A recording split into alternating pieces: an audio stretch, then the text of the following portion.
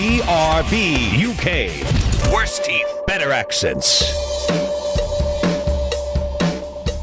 Hello, and indeed ahoy hoy, and real Dan, that's me, says Happy New Year for the first time this year. Fake Dan, who was pre-recorded in 2020, was previously saying Happy New Year, but it's genuinely 2021, it's the 21st of January of 2021, and thanks to the events that happened in Washington yesterday as we were recording, I'm doing precisely 98% less doom scrolling today.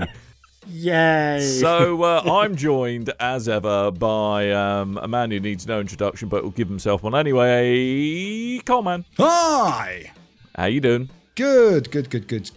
We're back after Christmas and New Year's, and there's no pre-recorded shows in place, so we can actually mention current events. But why do that? Because the world's still crap. So let's just talk about video games. And a man who's emerging from his very own dumpster fire, it's Tim Hibb. Say hello. Hello. How you doing, mate? Happy New Year? Yeah, Happy New Year to you both. Happy New Year. Bit of a diss thrown at East Finchley there. Well, not East Finchley, very specifically Tim's flat. Calling it a dumpster fire. Oh, his flat. Okay. Right, Yeah. okay. No, that's fine. And I have a question, boys. No, I don't have a PS5 yet. We're going to get... No, that was one of them. Do you have a PS5 yet? No. No, still angry at Currys. Apparently, absolutely everything that involves computer chips is just not being made anymore because there's a bit of a shortage of all kinds of silicon all over the place. Well, there's also a lot of scalping going on in terms of video game consoles. I'm not sure about the graphics card side of things. Well, yeah, there's Do your thing first, Dan, because I've got a little gripe on Currys again, if you'd like to indulge me so.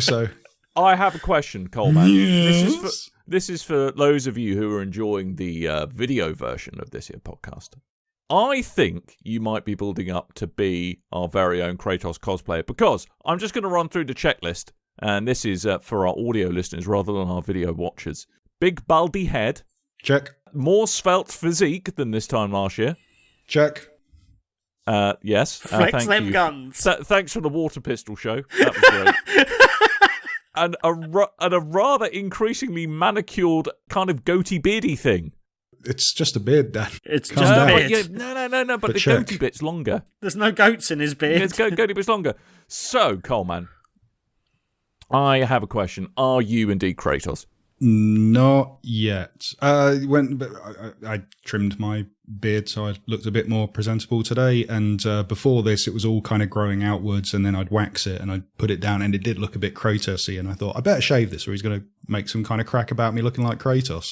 And you did anyway. You just rolled So it. I look forward to the red lightning bolt being stenciled onto your face next week. I'm disappointed that that's the one bit that would have been on brand, and that's the one bit you've held off on for now. I mean, I could probably, if I could actually be asked to grow any of my face hair out, or it grew at all properly, I would. I could probably get away with a Gordon Freeman. So that could be my video game bit of cosplay. And Tim, that leaves you. Yeah. Who could Tim be?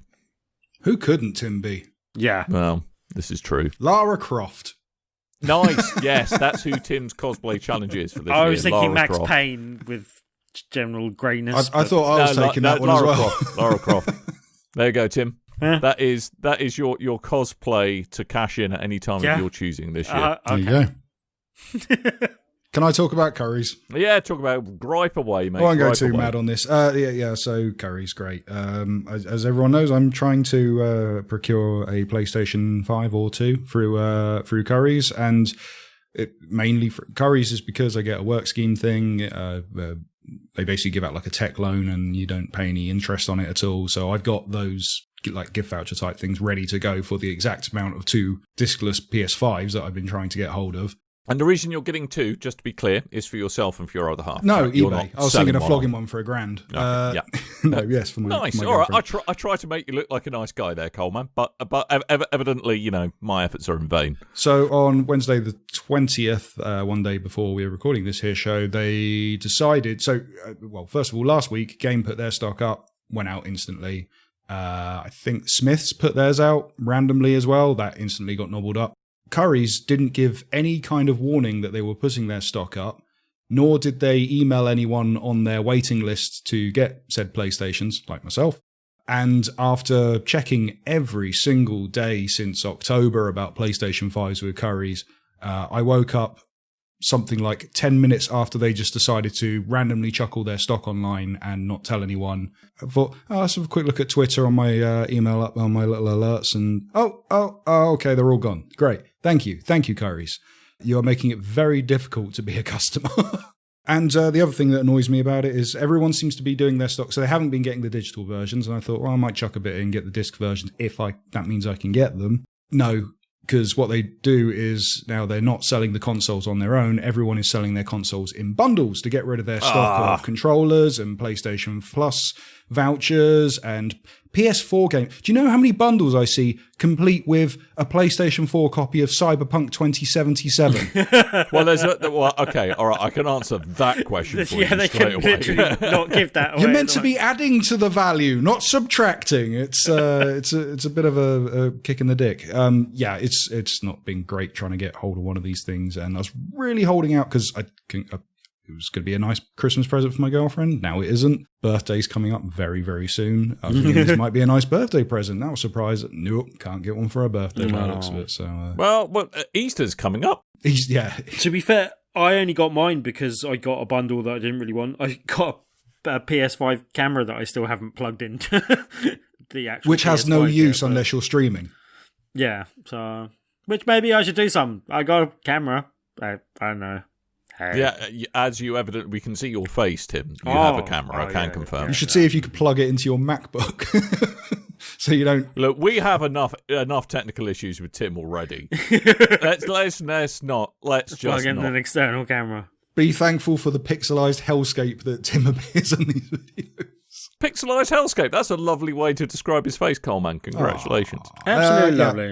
That's my Curry's rant. I'm sure I'll have another one in the next 2 months when they release their stock at 4 a.m. and sell them all to scalpers by accident.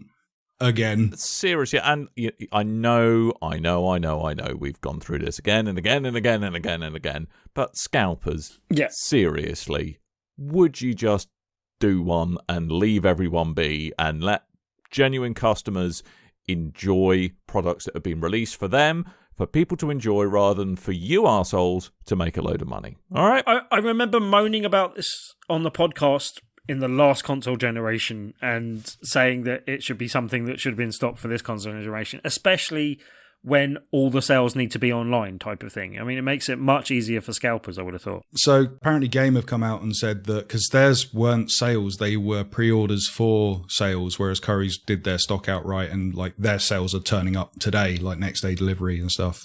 Which pre-order for an order. Which is really maddening to some of the people that got their launch day consoles like 3 days later when they paid 20 quid for for next day delivery, and then they didn't turn up until half a week later, whereas other people just order them, pay the regular price, and then they turn up the next day, the next morning. That's a bit maddening to them. But Game's actually going through their orders now and trying to work out if there have been bot sales, if there's like ridiculous multiples that have been sold, and going through and trying to cancel those orders and list them online. But still, they also bundled up all their stocks, which seems really irritating in a way to kind of take advantage of people trying to get hold of a console during a global pandemic where money might not be as... Well, you might argue, don't buy a console, but still, it's I can understand why people want it, though. You need a distraction at the moment, and you need to stay inside. So, well, the other argument that I'm sure Game would say is, well, they're facing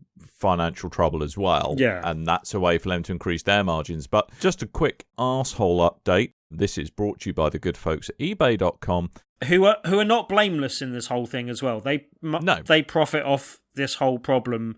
And they could do a much better job of shutting people down, but it's not in their financial interest to do so. They made it in their terms and services a long time ago that you can't resell concert tickets on eBay because people were sporting the tickets, that kind of stuff, because they do get scalped and they do get counterfeited and people get taken advantage of.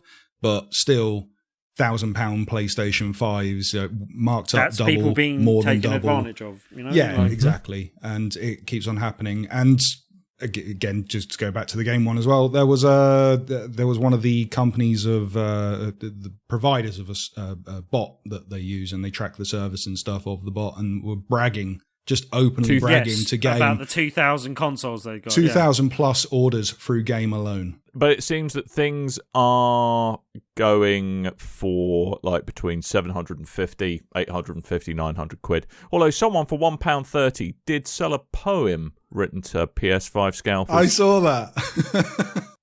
That's beautiful.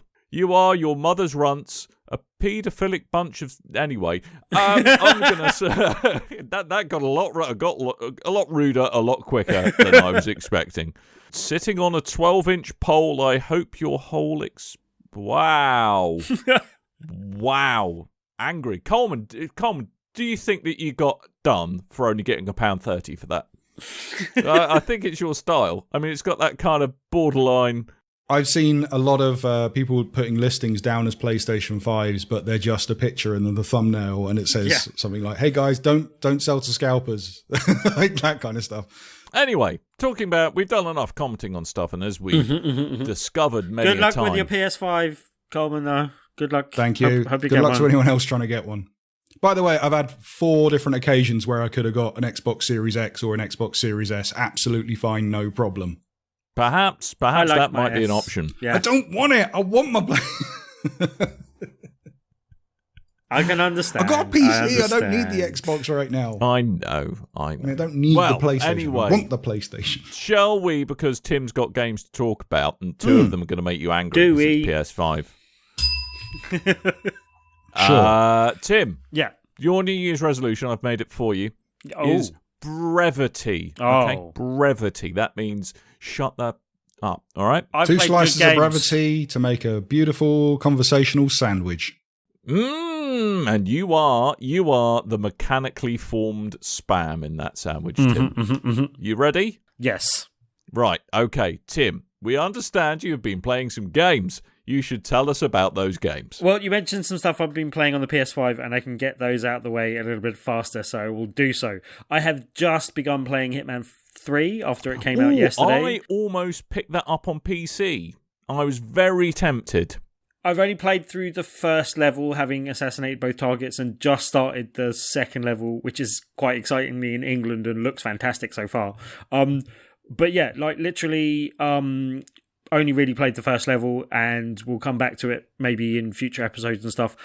It does feel a bit Hitman 2.5, but I'm absolutely fine with that. And just more locations, a bit more variety. It's a very replayable game. You get the first and second game as part of buying it. You're basically buying the trilogy. I haven't messed around with any of the VR stuff yet. I hear that is somewhat limited in terms of graphical kind of fidelity and stuff like reflections being missing. And I heard performance isn't that good, and you don't use the move controllers. You have to use the controller. the controller, yeah. DualShock. Just, I'm going to press the pause button there. Yep. Timothy, you said both games, you're essentially buying the trilogy. The trilogy, Now, yeah. my understanding is that this is the case with the PC. Yeah. That you buy it on PC, you can import the game data from Hitman 1 and 2, and all of the previous levels have been given a bit of... You can play them in the Hitman 3 engine. Is that the case? Right, yes, apart from... And this may be especially because I just bought the game and didn't get a review copy, so I was like trying to sign in to their servers probably at the peak time. It was like the evening of the day the game came out. And you had to access a website and do a load of stuff. And that was taking ages just to kind of register and get through. And then I was like, oh, I'm going to have to do all that. No. So I could not be bothered to import, basically. But it did seem to be a problem for other people as well, from what I saw today as well. If you have, because I too am playing Hitman 3, but I'm not playing Hitman 3 because I'm playing Hitman 1 on Hitman 3. Right. Because Yes. Hitman was it was in PS Plus last year in February, I think. So I've got it through that, and I can't remember why I have 2, but I have 2. And apart from the alpha demo walkthrough thing I played ages ago, I've never played these games. So I thought 2 is fantastic in places. That's why I'm not upset about it being 2.5. I was like, well, everyone's talking about 3 and how great 3 is. I'm going to play me some Hitman. I'm just going to go through this campaign. And I started on 1, and then I heard you can import it into 2. Because I remember you saying about that, Tim. So I looked into it, and it went, oh, your saves don't carry across from 1 to 2. Okay, I'll start again on 2, and I'll move my data across. And then I looked into it again, and they said, "Oh, you can move it into 3, and it will play through 3's engine." And there's some. It's mostly like lighting and like nice looking bits added to it. You're not going to see a huge difference in the game, but in the mechanics have been updated to 3's engine as well. So like, oh, okay, I'll pick up 3, I'll import the 2 over, and I'll play them that way. And that's what I'm doing. The website thing you're talking about, Tim, is to move your save data. So you can, if you've got the games, you own the games, you can play them through 3. If you don't own the games, you can buy DLC add-on packs, which are priced the same price as the games currently are RP'd. Yeah. Which, madly, if you want the Hitman 2 and the expansion pass, I think it turns out more expensive than Hitman 3 with the expansion pass, which is a bit... So, but the one slight annoyance with that, I know I'm about to play the world's smallest violin as a member of the good old PC Master Race. I think I know what you're going to say, and I have the answer already. So, Hitman 3 is an Epic Store exclusive. Oh. But Hitman 1 and 2, all the copies I own anyway, are on Steam. Like Coleman, I've got the old Hitman games, and I really only just dip my toe into them, so I'm probably going to replay or we'll start playing properly Hitman 1 and 2 first, and then when 3 drops in price, pick it up. But I understand that they have made a comment that once we work out how to verify your purchase, we will make sure that you can access all of that content regardless of whether it was on the Epic Store or not. So, I mean, they haven't come up with what that solution is going to be yet, but that's good that they're looking into it. Yeah, at the moment they're looking into it. So it's not available right now on PC, but it will be available. However, if you go through like we do every week, pick up the free games off Epic's Game Store, you probably have Season 1 on Epic Game Store all ready to go, so you can import that into Season 3. I didn't click that because I was like, got it on Steam, I can't be bothered. Silly boy. You download it regardless. That's what I do with everything. Yeah, those confusions aside, I did see that the devs said something about that Hitman 3 with all of the Hitman 1 and 2 content was half the size of Hitman 2. Yeah, it's 100 gigs to import all of the the 2 games into the one game because they've managed to shave some off through technical wizardry. It's quite impressive. And I don't know if that's just like compression of video files for cutscenes or what they've been doing there, but hey, it works. They love reusing an asset. That's what they did. They reused an asset. Ooh, well, Agent 47 is a reused asset, so that kind of works. That's it. And also, he hasn't got any hair, so it's quite streamlined into importing into other engines and stuff and saving on hang on a second, data Coleman, that way. This won't work for the audio podcast, but turn around. No, I haven't got a barcode on my head. No barcode on the back, right? Okay. Those barcodes behind me, they're not real barcodes. They're just audio diffusers. I've checked. I've tried to see what they scanned. I was really hoping it was going to be like Tesco Value Cider or something, but no such luck. Anyway, I'm playing through 1 and then going to go to 2 and then I'll play through 3, but 3 gives you the PS5 upgrade as well, so that will take the other games to the PS5 for all the shiny goodness and all looking forward to it. The really cool thing is if you only have Season 1 and don't have like the Super Edition with the special missions and all that kind of stuff, by having just number 1 and importing it into 3, they automatically give you it as a collector's nice edition, whatever they call it, Ultimate Edition. So they've added to that. But 2, you have to have the expansion pass or you don't get all those extra levels. Right. And here's one extra level of thing. I owned at least Hitman 2. I presume Hitman 1. I'm pretty sure I did as well. But I owned them on my PS4 rather than the PS5 that I'm playing on. Add an extra level of thing. With about 3 minutes to go, I was like, oh, I might actually pre-order Hitman 5 so I get the pre-order bonus as well, actually, rather than just buying it tomorrow, as I was thinking, I don't have much time to do this. Came and interrupted my flatmate who was playing Demon's Souls, went and purchased it. I was like, odd. I thought I'd put my credit card details in here. Why am I having to put my credit card details in? You just bought it for your flatmate? Yep, bought it for my flatmate. Good work. That is the most Tim. Yes. So I can play it. It's not a problem as long as his profile's on my console. But sure. But yeah, that may be a problem in the future. Yeah, Tim, so I think I speak for all of us when I say this. You bellend. But that's also absolute bellend. But that's also why I don't know about the whole importing thing and why I skipped on the part of that as well. And I'm like, oh, okay, well, I'm not entirely sure what I'm going to do about that. But thanks. How have you got to the grand old age of 43? To be fair, I thought it's just, okay, I haven't put my credit card details into the PS5 yet because I haven't bought anything through the PS5 yet. That kind of made sense to me, and I was in a rush because I only had literally 3 minutes to get my credit card information through and make the purchase. So yeah, don't rush at buying games. It's bad.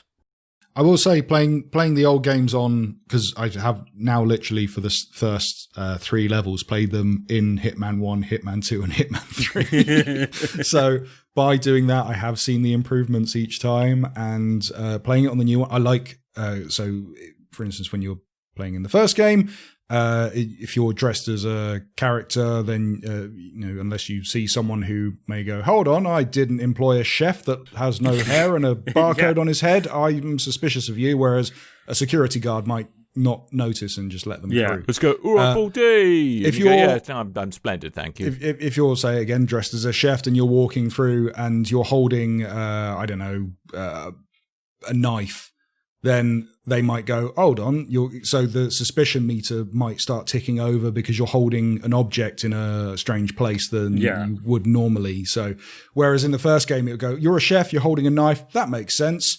It'd be more so, hold on, you're a chef holding a knife in a crowd of people, suspicious. That kind of stuff's quite cool. Also, from playing through the first level of the game as well, like I kind of bundled my way through it, as I often do on the first go through on a level on Hitman, basically. And yeah, without giving away any spoilers for the level and stuff, I kind of got some of my outfits compromised so that I could be much more easily recognised in that, but then had a real trousers problem and underpants. I had to be in that costume again, right? to go through a certain area.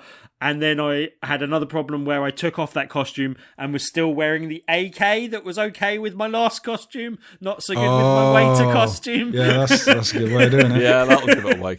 And a few things like that. But it's just a great little playground to run around and have some fun in, and very replayable, huge levels with lots of details and lots of fun ways to assassinate your targets and possibly accidentally assassinate other people on the way as well. But yeah. So with bringing is it just the locations from Hitman 1 or 2, or is it all the missions that go along with those? It's the missions, the stories, the side missions, everything's in there. Awesome. So there's a lot of content there, especially if you haven't played so much of the previous games. Like, there are some levels on 2 Coleman where they are fantastic. I've heard that the earlier, not quite the levels I've played, but 2, 3, and 4 particularly, I've heard from a few different people, all those sorts of levels are some of apparently the best levels that IO Interactive have ever done. So I'm really looking forward to those. And yeah, like it's definitely, from what I've seen so far, I recommend, especially if you haven't played the previous games, because there's even more content there for you to enjoy possibly now as well. So, and I'll just say it is worth importing that stuff over. If you just have those games and you haven't finished them, you can play them all through the new engine, and it works really, really well. But yeah, I've never been into Hitman at all. Like, the most Hitman I've ever played, I think I played 2, a mate gave it to me and I went, don't like it. And then played Absolution. Is it Absolution? The 360 title. Yeah.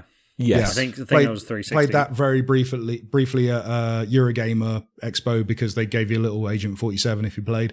And that's the most I've ever played Hitman. So, and then tried the alpha. This one, from my understanding of the games of reception I've been looking at, is first game, return to form. Second game, first game but funny. Third game, it's the first 2 games, but now it's more serious, brutal, stabby, like more gruesome than everything else. You mean this little Coleman? I got one of these. Hitman. Look at him. He looks so angry.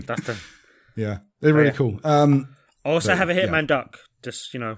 Oh, nice. I want that. I'm going to steal that.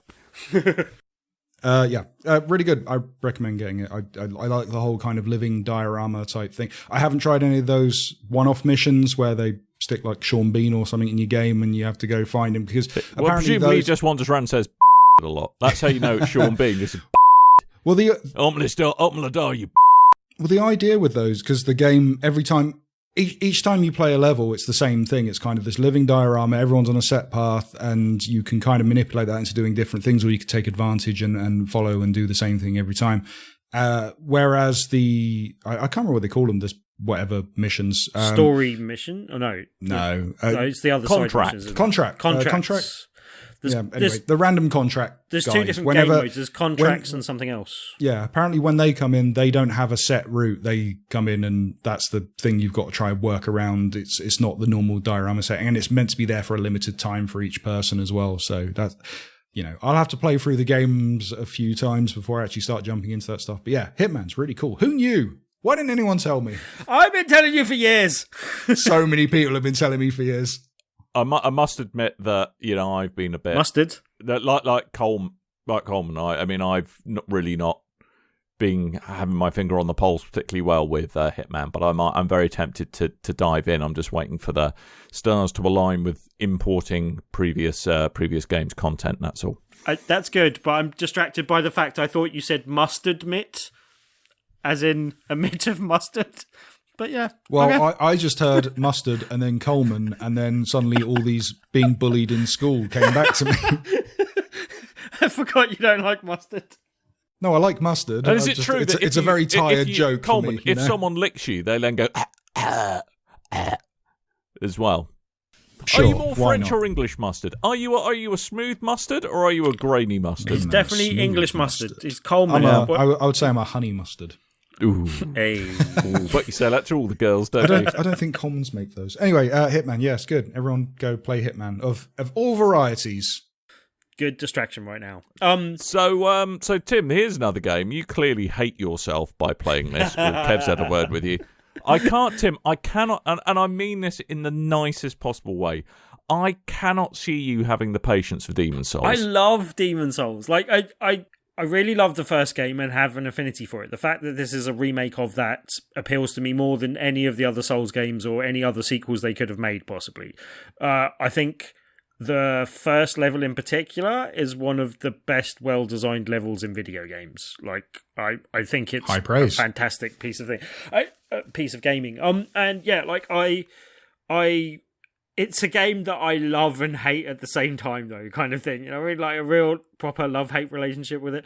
Like, I think I played for the equivalent, getting aside from it, equivalent of about 3 nights where I was just trying to battle the Tower Knight and failing at least 2/3 of the time to even get to him, and then definitely failing when I got to him, and just butting my head up against a brick wall until I just got the perfect run where I just went through and beat him, and then made loads of progression that evening while going through like the whole of the next level.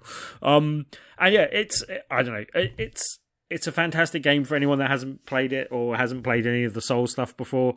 I think this is it looking its absolute best. It really is possibly one of the games that shows off the PS5 and what it can do to play games, best mate. of its abilities.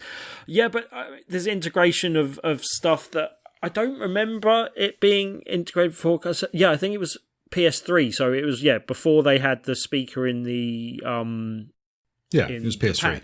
It's one thing I mentioned before that I can see that working well in comic circumstances. I'm not sure how well it will work in a more serious game, but they've used that in really kind of subtle, nice ways. Like when you're going up on one of the elevators and stuff, the cranking of the kind of metal chains as you're going up comes through on the speaker and stuff like that. It's just little things that they put through that speaker and just little touches that weren't there before in terms of the triggers and stuff like that. Generally, it's a really hard, brutal game, and it's no different than it was before. It's slightly inaccessible in terms of you have to I try and not Google things in games these days at all, but this one is one where I'm finding okay, I really need to know what that object is or does, and I have to find out what it does. So I've been going on lots of wikis and kind of working things out and doing stuff like Welcome that. to 2017. It's a wild and crazy ride you've got ahead of you. But trying not to get too many tips on bosses and how to get through the actual game. But I think I'm actually further in the game now than I actually got through in my first playthrough on PS3, basically. So yeah, I'm kind of keen to carry on and do a bit more. I'll gloss over that a little bit for now because we've got other things to talk about, and but just to say, I'm really enjoying it. My flatmate's playing it as well, and he's never played a Souls game before as well, and I don't think he was really into it at first. But now he's got really deep into it. He's built 2 other characters aside from now playing he's bits fully of mine as well. Stockholmed up, is he? Yeah. So, but yeah, now he's shouting at noobs on Twitter, telling them to get good, calling them scrubs. Noob. But yeah, Get good, scrub. it's still a great game and possibly the best looking game I've seen on PS5 so far. Okay. Yeah, So- cool. I mean, Blue Point do knock it out the park every single time. I mean, they did the Nathan Drake collection, I think, and they did that really good Shadow of the Colossus remake on PS4. If you've not tried that, I heard as well they carried some secret stuff because they made some additions to Shadow of the Colossus that was kind of kept under wraps, and it opened up this new section and stuff. And the kind of secret stuff that they've done in that, they've also done in Demon Souls to add something new to it as well. But one of the coolest things about this game, I hear, is that there is I guess it is a slight kind of spoiler, not really story-wise, but mechanic-wise, but there is a boss in Demon Souls that is literally an import of another player from a live player they stick in the game, and you have to defeat them to carry on further, which was something in the PS3 that they had to shut off because they shut off the servers, so it wasn't available anymore. So that is now back in this version of the game. So that's cool. Nice. You can do that again. But the purists hate it because it looks too good, and you can tell what people's faces look like. You could actually see things in the distance this time. It's not But yeah, right. I think it looks fantastic. Sound design's fantastic. Plays really well. It's a really enjoyable And the menus, game. Tim? How are the menus? But it is brutal. Menus fine, serviceable. Yeah, I mean, with a lot of From Software's games, I know this adaptation's not done by From themselves, but I do sometimes find the UI on Souls games a little bit unnecessarily Spartan and actually gets in the way of playing the game. But again, purists will say, well, that's part of the joy of flagellating yourself with a PlayStation controller. It seems like it could be a lot easier, and even if it wasn't done for ease, it could just be done just to look nicer. And anyway, but yeah. It's a bit confusing. Right. I'm looking forward to playing it down the line sometime. It's definitely worth picking up at some point. If you're a fan of the previous game or Soul series in general and haven't played this one, then it's definitely worth playing. I'm enjoying it which immensely. kind of spells out that I might hate this. Yeah. Sekiro and Bloodborne in my jam. Okay. See, I'm not sure. I'm gonna play more of this, but then when I'm done with this, I might move on to Bloodborne. I didn't get into it from demos, but I'll see if I get into it, getting a bit more deeper into the game sort of thing. But yeah. In the meantime... Doesn't this new version play at 60 frames per second? Yes. Then you got... That's it. You're going to have to jump from 60 to 30 in a Souls game. That's going to be jarring. That's going to hurt. That's not going to be good. You can play in performance mode or... What's the other one? Cinematic, I think they refer to it as. Spanky mode. But Spanky, shiny, awesome mode. I started in performance and quality mode. It does look nice and shiny, Novice and there's mode. more reflections and stuff in the cinematic mode or whatever they call it. That'll be that ray tracing, mate. But It's all the rage. It's a game that I think needs to be played in performance mode. I think it's a bit too precise, but yeah, Good. yeah. It needs to be. Is it because you are now you've own a Demon Souls game, you are a elite player and you need those low frame times in order to be the best you? No, it's just I don't need another thing to have a possible excuse to moan about. Oh, that wasn't me. That was definitely the fact that I'm playing in the shiny mode. That's definitely why I died. No, I take that excuse away from me. So you're now just down to the fact that you're a bit rubbish. Yes, If I remember correctly from professional Smite players a long time ago, we're getting very salty, where they basically won a PC tournament and then went, do you know what? Let's go do the console tournament. And they won that and went, it was so easy. Everything plays in slow-mo. So surely if you play 60 for a while and then jump to 30, you'll be the best at the game. Right, yeah. By that logic. Anyway, so yeah, that's what I've been playing quite a lot of over our break period and doing stuff. But also just before that, but it wasn't a chance. I didn't get a chance to speak about it before we sort of pre-recorded our episodes, and I think I was playing it around that time, but it didn't fit in with what we were doing. But yeah, game that I did play that came out just before Christmas, I was given a review copy of, is a game called Wingspan. I was playing the Switch version. I believe it's available on PC already. But yeah, I own the board game and really like the board game. It's a very sort of tactile board game, and this is a video game version of that. I have a question. Yes? How can a board game not be tactile?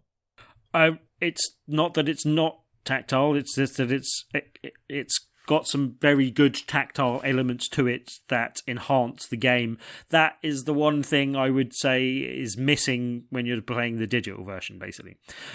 The main thing being, and it's silly, but it kind of adds to it, there's a bird feeder that you roll all the dice through, and the dice give like different worms or fish or something, and they're different food items. They're different food items that you need to feed your birds, but it's actually what you need to do to kind of lay your cards, because the overall game is a set collection. It's an engine building set collection game, so you're placing birds in different habitats to give you different bonuses and enhance the bonuses that you get in those habitats from activating those habitats. So is it like augmented top trumps is what you're describing? Is this Hatterful Boyfriend again? Oh, God. No, it's more kind of as I said, the engine building side of things comes from how you place stuff in your habitat and the bonuses that they give you. When you activate a habitat, you don't just get the bonus for activating that habitat, you get any bonuses that are triggered on the cards in that habitat as well. And you kind of work through them from right to left. But this means you can like add different effects together. So say, for example, the woodland is where you get your birds feed from and your food, basically. So I'll go to Pets at Home myself. If you activate the woodland area, you gain the bonus for the woodland area, which is usually, and at base level is, I think, just getting 1 dice from the bird feeder. So you're able to take one of the available food options that is available in the bird feeder. That's from one of, I think, 5 dice that's been rolled, basically. And so you can take one of those options. If you've put a card in one of those slots in your sanctuaries, and you've got up to 5 slots in each area. So in the woodlands, you'd have 5 different slots, and for each bird that you put in, you get a progressively higher reward for activating that sanctuary. But you also can possibly activate powers that are on those birds as well. Oh, like what? Like what? Do they have like magic? Do we have like a mallard? No, this is very much. It's very form. much all kind of based on nature and very much based as much as possible with accurate kind of information about the birds. Is it like Pokemon basically. with ducks? Is it like an albatross with alchemy? No, there's no backlink. For example, magical mallard. The engine building stuff that you can do, you can make kind of complementary to the area you're in, or you can help another area. So, for instance, you could have things in that original sanctuary, peacock in the woodlands that give you more food. That makes sense. When you want to go to the woodlands, you get more food, and if you activate that, like one of the powers may be gain any slugs in the area in the bird from the bird feeder if a slug is available. So it has to be available, but if it is, when you activate that area, as well as getting the default bonus from that area, you also get to take a bonus slug if it's available as well, basically. But you could also not have that be something food related and have it related to one of the other areas. For instance, the kind of river or river-based area type thing. You gain more birds from. So you could actually have something in your food habitat that activated something that gave you more bird cards. Coleman has a question. It's not really a question, more of a statement. Out of all the words and phrases that could be uttered on this show, I really didn't think we'd be kicking off this year with bonus slug. Bonus slug. Bonus slug. You can have tablets for that. Yeah. But it's a really kind of nice, peaceful, relaxing, up to 5-player game that is a really good board game, and this is a very good video game interpretation of that. There are some limitations, as I said. You lose the tactility of some of the nice pieces, and the main other loss is that it's when you're sitting around a table with other people, it's very easy to kind of glance over what their setups are, what birds they have available, and everything like that. You can do that on the video game version. You can scroll through everything, because you've got to scroll through that and then scroll through the 3 different environments for everyone. It's quite laborious when you're playing a 5-player game, to the point where you probably will give up doing it, kind of thing. So, I have a question. Yes. When I'm playing a game, I like to know the reasons why I'm engaged in the whole kerfuffle. What is the end game thing you're trying to do here in Wingspan? One of the nice things about Wingspan, and the reason that makes it replayable, is that the end goals and the end goals between rounds changes between games as well. You're basically, and there are slight variants to the point scoring, but you're basically just trying to get as many points as possible. You get points for laying eggs.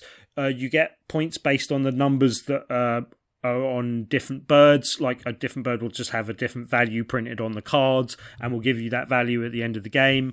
You then also get bonus points for, say, having certain birds in certain environments with an egg. That will give you, and the person that has the most points will get a certain point value at the end of the round. In the Antarctic Circle with an egg. Well, it might, but then you also get different sort of in-game, end-game goals that you sort of like have as many birds with wingspans over 65 centimeters or something like that.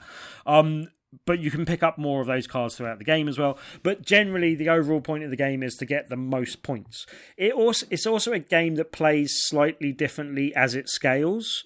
When you're playing the 2-player game, it's quite different from when you're playing the 5-player game, especially because some of the bonus cards are activated by all other players, or give all other players a bonus. And so that's a bit of a difference when you're playing with 4 other players versus when you're only playing against one opponent, basically. But yeah, for some of the disadvantages of the video game, I would say the artwork is kind of equal and very representative of what's in the board game and recreate nicely in the video game. That's kind of equal. It kind of loses on the tactile element, but the one element it does add that's quite nice is actually the audio. It just gives you some random facts about the birds when you lay the bird card down, but it also has like bird calls and other kind of interesting audio things that they've actually added to it. They're all accurate. They're all accurate to the birds within the game. And as I said, most of that stuff is all actual factual information. There's some stuff they've probably fudged with, I'm guessing, in the terms of like number of eggs you can have on a bird and stuff like that. But again, they're scaled to the birds that are more likely to have bigger backs of edges. You can't fool me. Birds don't have scales, they have feathers. I think you'll find, though, that it's considered that birds are a distant relation of dinosaurs, which do have scales, and so it may be that at some time in the evolutionary past, birds may have had scales. If indeed they were birds, then. But yeah, Wingspan, you can play against AI or human opponents as well, and you can play up to 5 players. I really enjoyed the board game, and I'd say possibly that still wins out in terms of what you can do at the moment. But this is much more portable.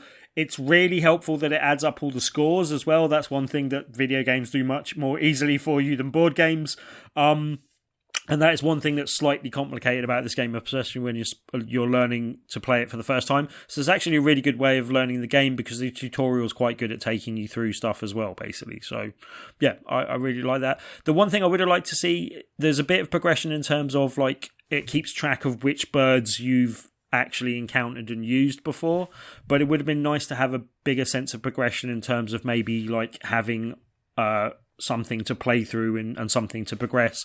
In Catan, they had various different scenarios and stuff you could play through that I played recently. It would have been nice to have something a bit more in depth than that. But the actual base board game itself, and I say that especially because there are expansions as well, which I hope to possibly come to the digital version, but the actual base game itself is replayable enough that that's not too much of a problem as well. I believe it's $24.99. It's $17.99. $17.99 now. Yeah. Okay, so even cheaper than I thought, and at that price, yeah, definitely worth picking up. I'd say that makes it even cheaper than the board game, and as I said, it might be a good introductory way to play through the board game, to learn the board game, even if you're planning on doing that, and then you've got the portable version to take out on the go with you anyway. And as I said, both versions have their advantages. Yep. I have one final question. You talked a lot about tactility. What has a better mouthfeel?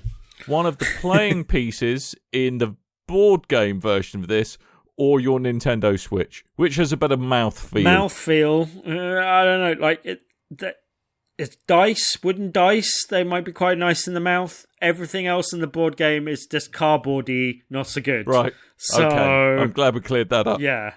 Great. I Thanks. mean, Switch a bit plasticky maybe, but...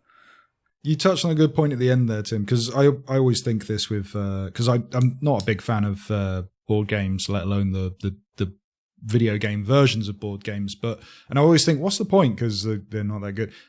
Board games can be very expensive in comparison to the video game counterparts of them. So yeah, paying $17.99 for this version of the game compared to however much the board game version is, that is a good selling point. I've never thought of that before. So, yeah, also, there you go. bird calls. And I think I had the advantage where... Noel Fielding approaching from over the hill. The first time I actually played the board game, I was taught it at a convention, which kind of helps as well. Because, yeah, it might be a reasonably difficult one to learn going from the first time because it does a few things a bit differently as well. So I've got a funny Coleman. It's a fantastic board game. I should label that point as well. But yeah, go on. So you could, if you stream this, you'd be a Twitcher on Twitch, wouldn't you? Because bird watch people they're called anyway. Wow, that went well. Yeah. Whew. Yeah. Back with a bang in 2021. I think that's fair. Good. Should we do another one? Yep. Oh, another one of Tim's. Christ. Yeah. No, we won't do another one of Tim's. He's had 3. Yes. I've been greedy. I can roll off some really quick ones for you. Yeah, go just for to get them off I'm the really list. interested in your first one. Can you do that one? I'll get to that. I've played loads of games over the 4 weeks we've actually been away. I did play other stuff too, but yes. Yeah. No, shut up, Timothy. Coleman, you were saying. So, yeah, I've been getting a hankering to play the Walking Dead last 2 seasons because I only started season 3 and never actually finished it, and they had a final season since then. And then decided, you know what, I fancy playing through them all, and looked at some prices on the PlayStation and wasn't particularly impressed with them. But on the Epic Game Store, during the sales, I think it was £25 roundabout for Telltale The Walking Dead Definitive Series. And they did one of those weird things where they went, hey, Chris Coleman, here's 10 quid. Go spend it on whatever you want. And I went, yes, thank you very much. Yeah. I will go get this. So I got it much cheaper. And I've just finished playing through season 1 and 400 Days, the little bonus episode on the end there. So I'm working through now all the Walking Dead games. I just wanted to say very quickly that if you haven't played the Walking Dead series and you wanted to try it, the definitive version on the PC seems to be the best way to play it. So much of the kind of Telltale jank is eliminated now. It plays. Is it the same game without the Telltale jank, though, Coleman? It plays. So I think I had probably 3 seconds of a scene where a character didn't move their mouth when speaking. That was the only issue I had with the game. And considering when I played this on the Vita, we had scenes where characters just weren't there, but they were talking, empty chairs that the camera was focused on, that kind of stuff. One little oddity to it is, for some reason, like dust particles in that game are rendered red. And that wasn't that way in the original, I know that. So something like if there's 2 characters arguing and having a skirmish and one hits the other one against a wall, like a puff of dust will come out because it's the apocalypse and everything's crap and horrible. But it'll be like a big puff of red suddenly appears. And like, that dust is red. It's very strange. But otherwise, everything else really good. A lot of extra bonuses thrown in there as well. I was running through the art the other day and found some surprising stuff in season 1 that was cut, including like characters from the main comic book and TV show and stuff. So yeah, really, really good way to play it. Scott Pilgrim vs. the World, the game complete edition, is now available on PC, Xbox, PS4, and Switch. I went for the Switch version. Corking soundtrack, this game. It's worth the price of admission alone. I always get the band's name wrong. Is it Anamanaguchi? Anamanaguchi, thank you. Yeah, I've heard their stuff before, mainly for other podcasts that usually lift their music for theme tunes. But yeah, Scott Pilgrim vs. the World, the game. This came out on the 360, Xbox Arcade, and then PC disappeared. originally. possibly on PlayStation Network as well. I mean, I must admit, I didn't realise this game had such kind of cult following to it, since I thought it was a good game. Do I think it's an amazing game that's held in high reverence? No, probably not. But for an Xbox arcade game at the time, I remember trying the demo and went, "Yep, that's good. I will make a mental note of that and pick it up down the line." And then when I went to, it was gone. This is the line. 404 not found kind of thing. And years later, I found out that Scott Pilgrim, I'm not going to say it every time. I found out the game was pulled because of licensing deals with the comic holders and Universal, and that's all gone now. It's been re-upped through Ubisoft, and they've put the game out again. I think it was Ubisoft that did this. But anyway, if you want to try this game, it's a beat 'em up. It's like Final Fight. It's like Streets of Rage, that type of thing, but a lot more chibi style. It's got a very early 90s arcade aesthetic, more so like the Simpsons game or the Turtles arcade game. Not as good as those, but still, if you're looking to try this game for yourself, now is the time. You can actually pick it up without piracy, and it runs very well on the Switch. And they've actually added, because before everything was couch co-op, they've actually added online play to the game. And they've added the DLC characters as well in there. So I'm playing through as Knives at the moment. But yeah. Nice. Yeah, it's good. It's not amazing, but it's if you want to check it out, I think it was $10.99 as well. That's not a bad price for one of these games. They usually chuck them out at like 25 quid. So, hey. So why did you go Switch, just out of interest? Again, it's one of these kind of throwaway games that you could stick on the Switch and play it in handheld while you're out and about, and I'm doing a lot of back and forth going into work, so I thought, hey, I'll stick this on there and be fine. So when I'm a little bit burnt out on Hades, I will jump over to this, because what a game! Bought a second version of Hades on the Switch. Ooh, I need to pick up Hades on the Switch so I can sync my PC saves. It's worth doing. Pick up Hades, actually, or have I might have already picked it up on the Switch. No, I think I have actually already picked it up on Switch. Oh, there you go. Yeah, that was the first thing I did. I think we were talking about it in Game of the Year, and you said that the crossplay was working now. So I went, oh, okay. As I was editing it, I went, okay, I'll pick that up and move my stuff. I went, right, that is ready. Such a good game, Hades. Well, such a good game. Let me tell you about other good games. Not the first one I speak of. So my refund for Cyberpunk 2077 came through. Hey! Most fun you've had with that game, right? I was weighing out whether I was going to actually get a refund on that, because my plan was, do you know what? I'm just going to sink a bunch of time into this over Christmas, get through the story, and enjoy it. I'm assuming, and get back to it later, because everyone seems to say that out for you? The story is really good. When I next booted it up, the game crashed on boot up, loaded up, reset all my settings, loaded into my save, got stuck in a wall, crashed, reloaded, and then my save was gone. So same old, basically. It was quite an exhilarating 20 minutes of loading screens lost. Well, excellent. I didn't get a refund, and you've still probably played it more recently than I have. So I haven't bothered to go in until I hear it's okay again, and I'm not sure how long that's going to be. I went for the refund instantly, and I thought, you know what? As soon as I get my refund in, I'm picking up Fuser. 19 days it took to get a refund, by the way. Yeah, but we did have Christmas over that period, so I'll excuse them 1 or 2 days out of that. But yeah, I picked up Fuser, which, if you don't know, if you remember earlier shows from probably about 2 years ago, we were talking about Drop Mix a lot, because Tim was nice enough to pick me that up for Christmas, and it was really, really cool, and I recommended everyone buy it because it was constantly on sale on our Amazon, and picking up like 10, 20 quid.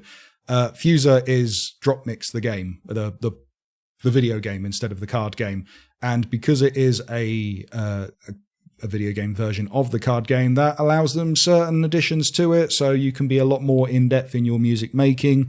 One of the ones that I got my eye drawn towards on the Giant Bomb podcast recently, someone took Chumbawamba and just constantly cut out the word and recreated the song, but it just kept saying over and over again. And Excellent. I find that hilarious. So you can do things like chop out vocals and remix them and stuff that way. So Awesome. there's So a this lot is more stuff by you can Harmonix, isn't it? do. Originally Yes, this Guitar is Hero a fame. Harmonix title. And I've got to say, even though like it's a very versatile game in the way you can do your mixing, but a lot of that requires you to first play through the campaign, which is essentially your tutorial on how to play the game properly. Then you can start entering competitions and things and earning in-game currency to buy new tracks or clothes or whatever you want to spend your money on.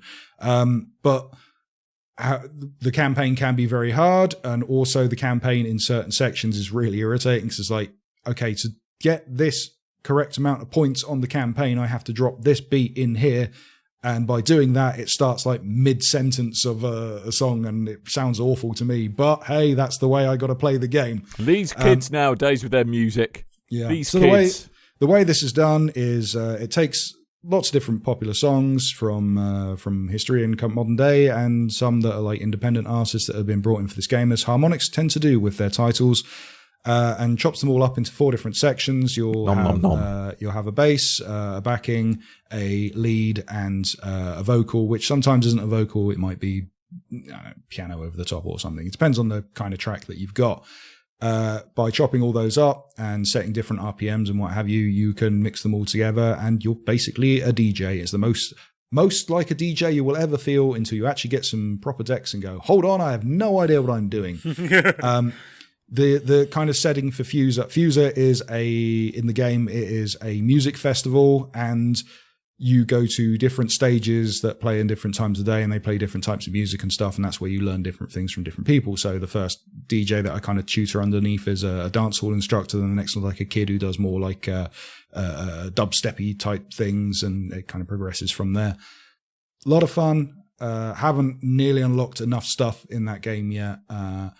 Much like Rock Band, there seems to be a lot of support in DLC, new songs that are added. I think they retail probably like £1.60 per song, which isn't too bad a track, I guess, these days. But yeah, a lot of fun, having a lot of fun with it. A lot more fun than I was having with Broken Cyberpunk anyway. I have a question, Mr. Coleman. Yes.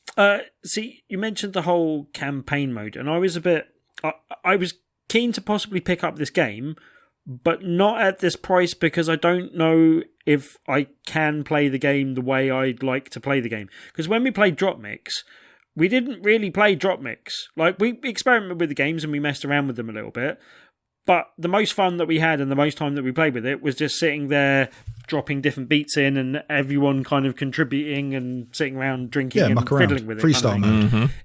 Is that something you can do in this game, or do you have to play through a significant portion of the campaign enough to unlock stuff that gets enjoyable enough?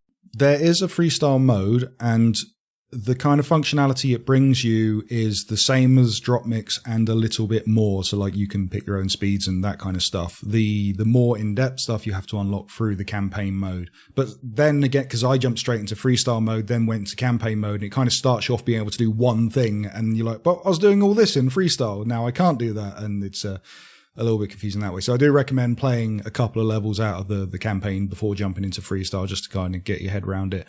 The only complaint price, because it does feel like it's way overpriced for a I would rather game. they just gave you that ability to mess around for like 20 quid rather than had threaded in all that campaign stuff and actually made it harder to get to the enjoyable stuff and charge me a higher price because it was at more development time. I'm not sure I like that at the moment. But I only really went into it because I think they knocked 20 quid off the price for the January sales. Yeah, and, okay. The super edition of that is like 100 quid. And, exactly. I didn't go for that, but yeah, I had a lot of fun with it. I will go back to it at some point. I've got other games in my pile of shame first, and then I'll go back to this. But it's a laugh. It's difficult to master, but I kind of wish I went for a PC copy because trying to do this with a controller doesn't feel right.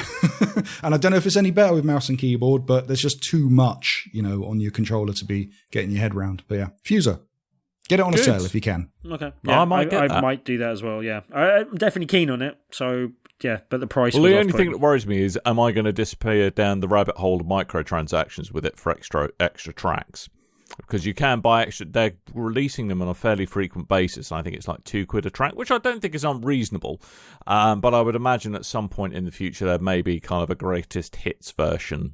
Yeah, and they did do that with rock, because I used to be way into Rock Band, and they did do like playlist sales and stuff where you could get. I think like Red Hot Chili Peppers launched an album that came out the same day on Rock Band. Wow. And it was the album price and all that kind of. Yeah, they do stuff like that. They really get into it and with the support and stuff.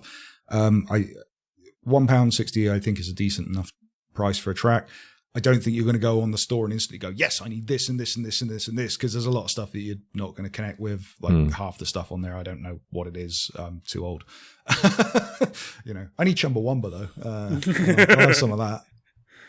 But yeah, it's got potential for savings. Harmonix seems to be very good at that kind of stuff. If it sells well enough, they'll support it well enough by the looks of it. Splendid. Cool. Yeah, I might well pick that up then. Yeah, I'm interested like in the fun times. Definitely grab it on a sale. Don't go full price on it. It's too much money for what you're getting, I think. Yeah. Yeah. Mm-hmm. Well, I had planned to talk about a couple of games, but I've just had a look at the timestamp on our recording. And Timothy, I'm just going to talk about one very quickly, because the other two, one of them is a game you've also played, Tim, so we can talk about that next week. Grindstone, fantastic game, love it. Yeah, shush, that's not talking about it next week, Timothy. Jesus. I was just going to talk about one that was many people's 2019 game of the year. And that's out. Just in time, then. Just in time. But, I like Coleman. I've been trying to make some headway with my pile of shame. And Outer Wilds is a game that I've always wanted to get into, but I don't know why I didn't pick it up before. But so Outer Wilds is a game where everything's on a 22-minute time loop. I don't think that's a spoiler. And it's all about being a multiple world open adventure where you're trying to solve puzzles about this great mystery about why your sun's always going supernova. What the heck is that thing you see when you wake up at the beginning of every 22-minute loop? Who are this strange alien race? Where have some of these people gone? Goodness me, what's that tree doing over there? Why is that rock there and it wasn't there before? All such fun questions. What is a bonus slug?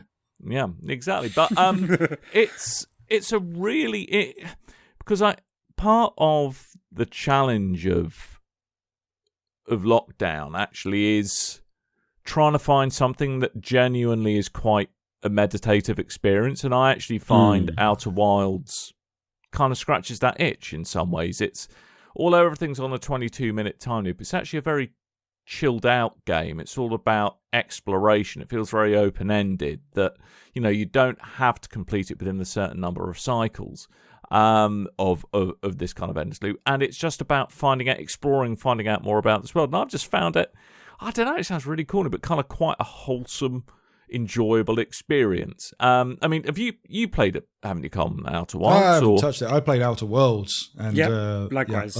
Yeah, I chose my outer and I stuck with it.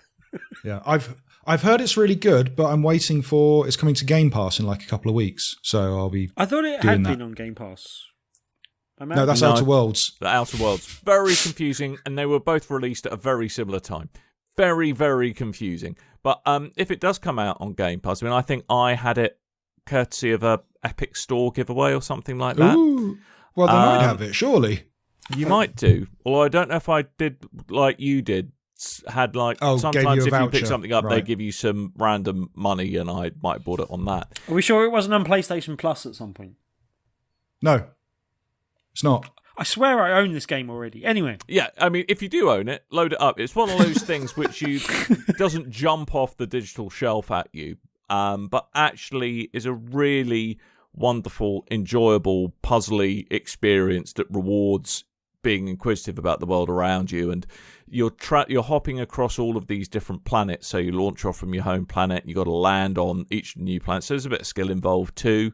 There's puzzle bits, there's actiony bits, there's kind of quite nice story beats as well throughout the whole thing. And yeah, I mean, it sounds really ridiculous and really soppy, but Outer Wilds is. I've heard other people say very good things about it. It's a really, really well pitched, beautifully crafted game.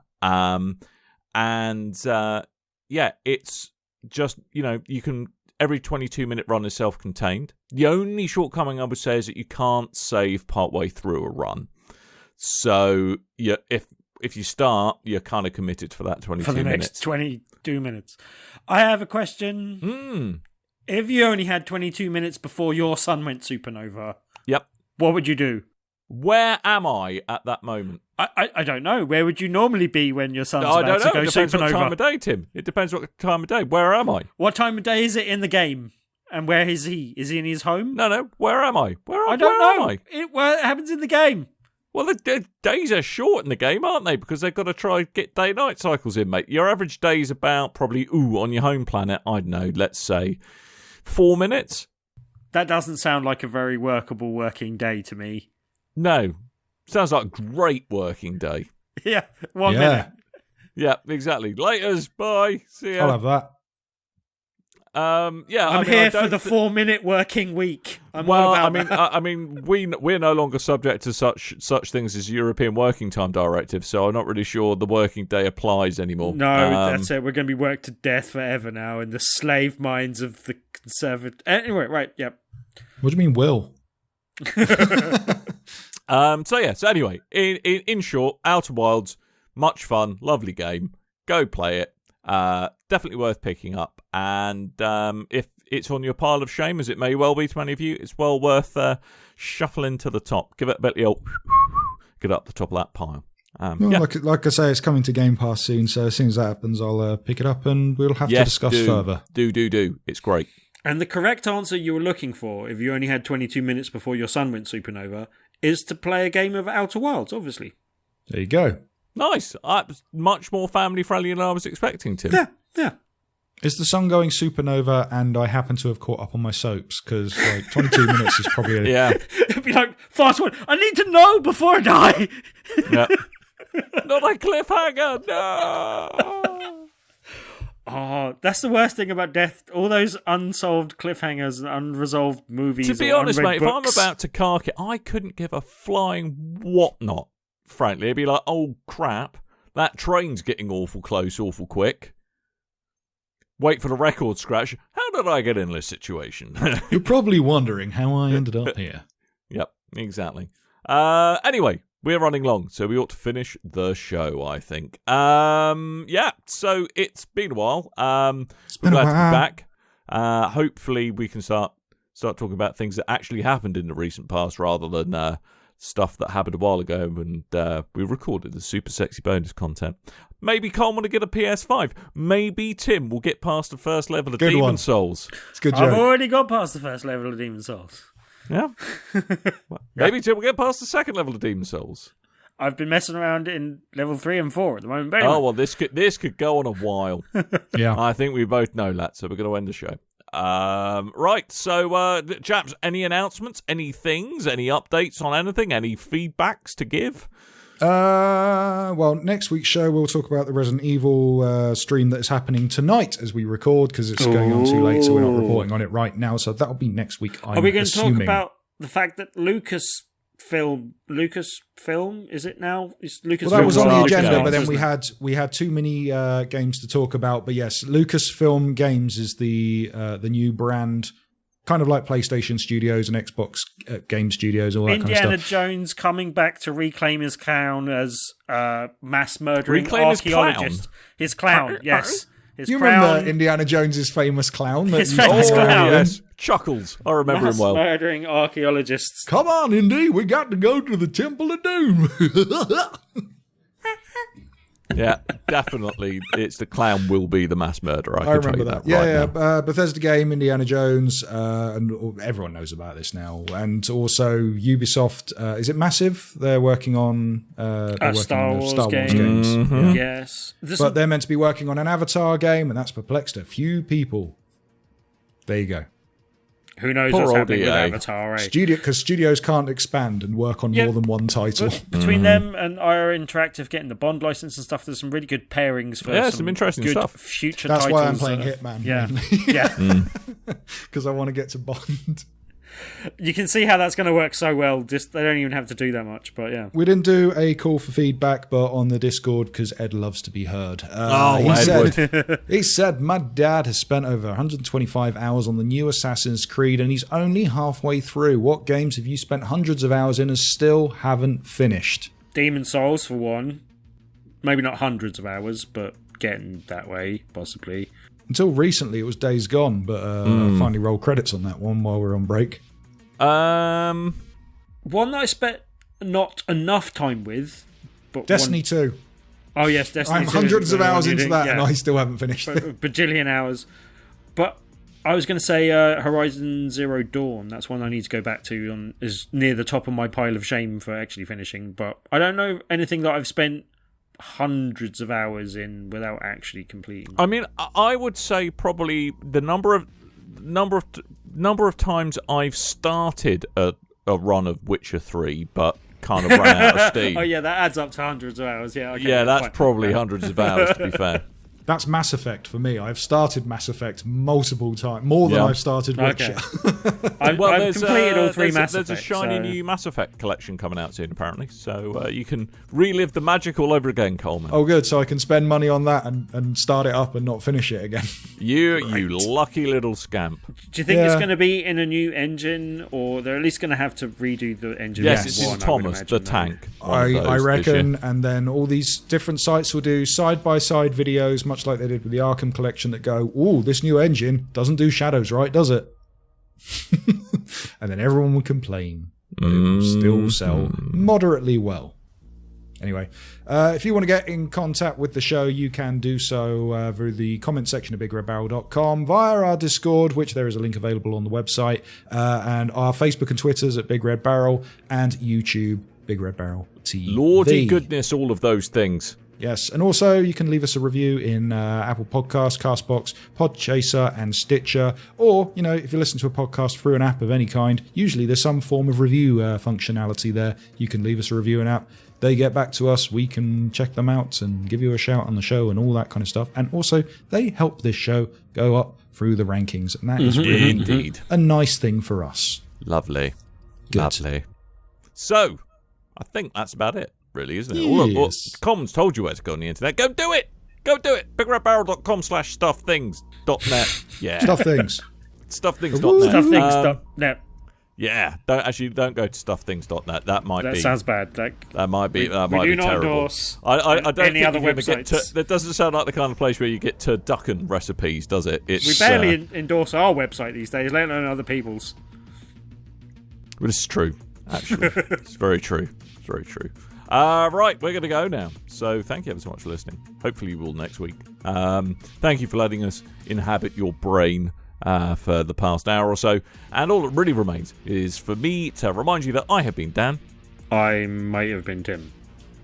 Stuffthings.net does go somewhere, but I don't know what it is. It looks like a really old one for website. the team, Coleman. Good work, sir. Sorry, I've been Coleman. And you have. Really curious, apparently. All right, so we shall be back with episode 426 next week, and we shall speak at you all then. So, until next time, dear listeners, toodle bye.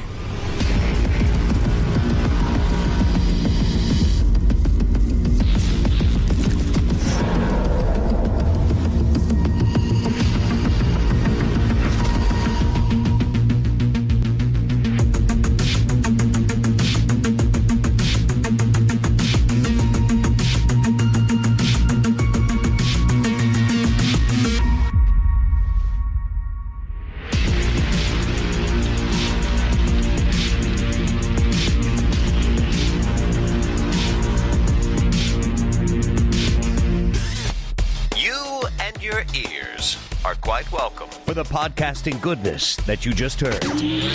Why not roll on over to BigRedBarel.com for more podcasts, news, reviews, and videos from the biggest, reddest site on the internet, BigRedBarel.com.